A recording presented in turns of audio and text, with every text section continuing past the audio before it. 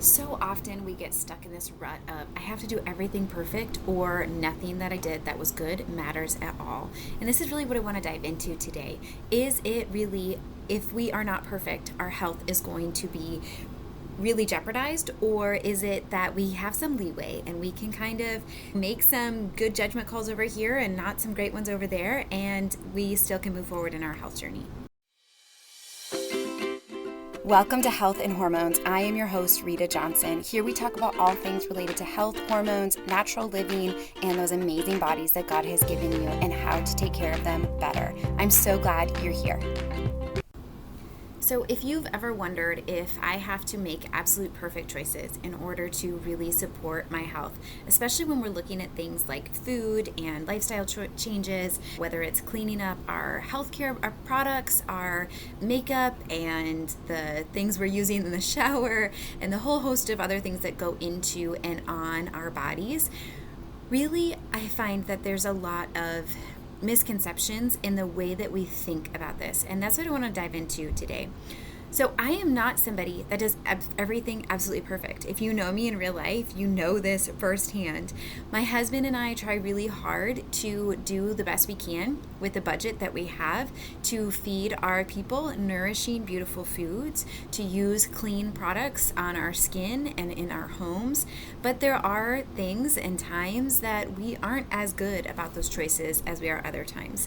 And I think that this is something that is often a question people have that they're not asking.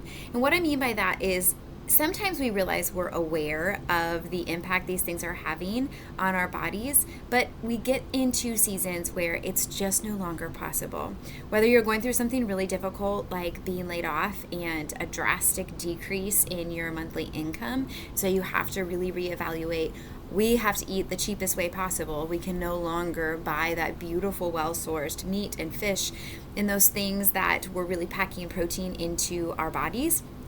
Or if that's because you're in a really difficult season. If you've had a new baby, if you are at the end of a pregnancy, if you are physically recovering from something and it's just really difficult to get in the kitchen, or if you don't feel good at the end of your workday, if your body is sore and achy and it's really difficult for you to get up and be in the kitchen on your feet for 30 minutes to an hour to prepare a meal for yourself. Whatever it is that you're going through, it's really important for us just to pause and say, first and foremost, I need to acknowledge what it is I'm carrying in this season.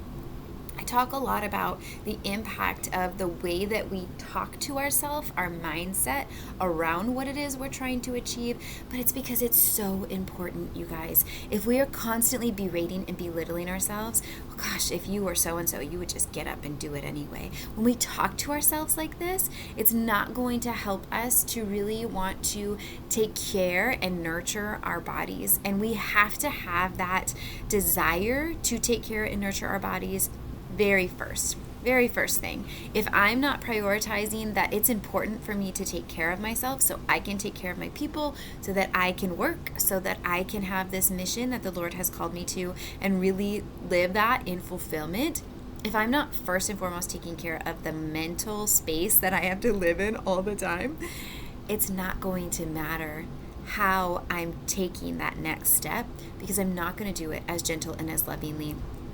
There's been studies that have been done about how plants die if they're spoken to negatively.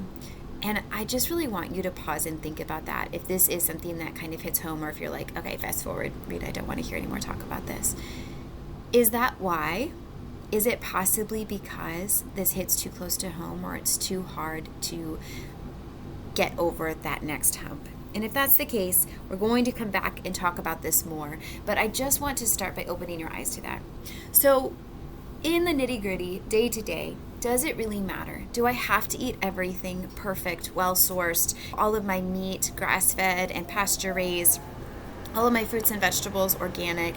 How much do all of these things matter? And I would first say that it really does matter.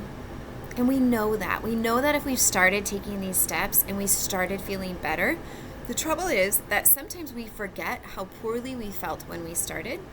Also, sometimes we don't quite realize that the other things that we're still allowing in our day-to-day are that detrimental to the rest of our health. So, for example, For me personally, if I were to eat a little bit of gluten, and I'm talking about like a little bit in my spice blend, that is going to derail me. And I know that because I'm very sensitive to gluten. If my husband were to eat some gluten, whether it's minute amounts like the amount in a spice blend, or even if it was a little bit bigger, for example, oats, if he was to eat oats that are cross-contaminated with gluten, that tends to be a really high place that we can find a lot of cross-contamination in a quote-unquote gluten-free food, right? So if he were to eat that, he would be fine. Over time, it may start to cause some inflammation for him, but in general, he would be fine. So we first need to see that everybody's body is unique. There's no one size fits all. And so when we go online and we get our advice from Instagram or from podcasts and we think, okay, this person told me this thing, so it must be true. It's true for them, it's true for me. But that's not exactly it. What I find more often is that we all kind of have something that high amount of sensitivity is accurate for. So for me, it's gluten. For my husband, it's other things. There are other things he has to be really careful about that he can't just overindulge on and feel fine later that day, the next day, 2-3 days later. So the very first thing I would say is if you're in a really difficult season and you can't do all those things well, then find the things that are non-negotiables for you. So if I was looking at somebody that had a thyroid condition, I would say do not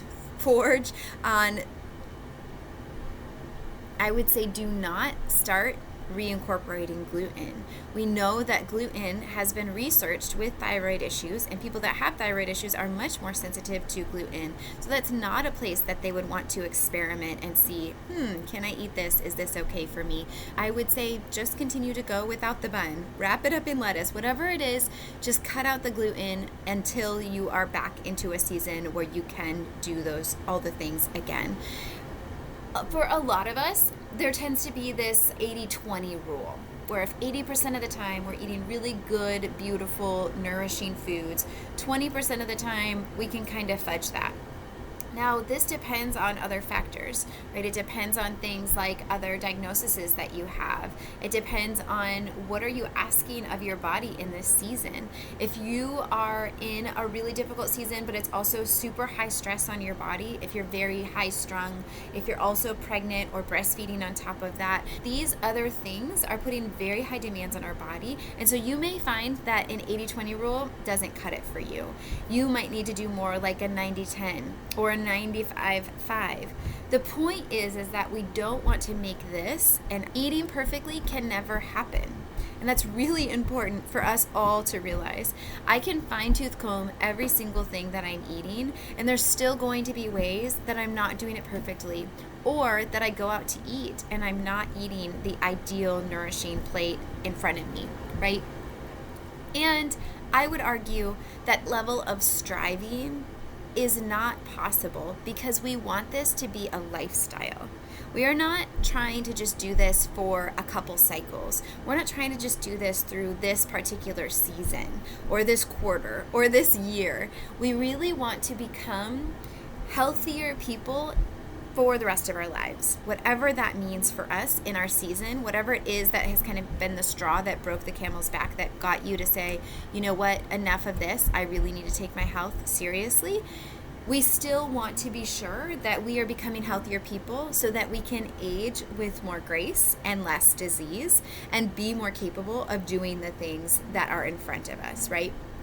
So that being said, I just really want to say to all of you people out there that we have this huge misconception that we have to do this all or nothing. We have to be eating perfectly, or I'm just gonna go drink my diet soda on the couch and not work out and not eat healthy and order fast food. The reality is that we need to find this place where we can give ourselves grace in the middle. You need to figure out what that looks like for your body, how much you are able to play around with that when you're in a difficult season, and then when you're finding that you're able to start to climb out of that difficult season, to get back to the things that matter the most for your health and your body. If you don't know what those things are, that is why I do what I do. I absolutely love helping people see and identify what are the the critical points for you and your body that can no longer be abandoned, right? Even if you're in a really difficult season, again, for myself, I know the last thing I'm going to do is eat gluten or dairy. It's just not a part of who I am anymore. And nor does it feel very heavy, even when I'm in a really hard season. And so that is what I desire for you, my friend, is to find those things that are your non-negotiables, but also to be able to balance it, to be able to travel, to be able to go out to eat with your girlfriends, to be able to do these things that are just a part of who we are, to celebrate an Easter feast, but not to feel so stressed and overwhelmed that I can't take one bite of that. If you like this content, please leave me a review in your podcast app. I would love to help this podcast reach more people.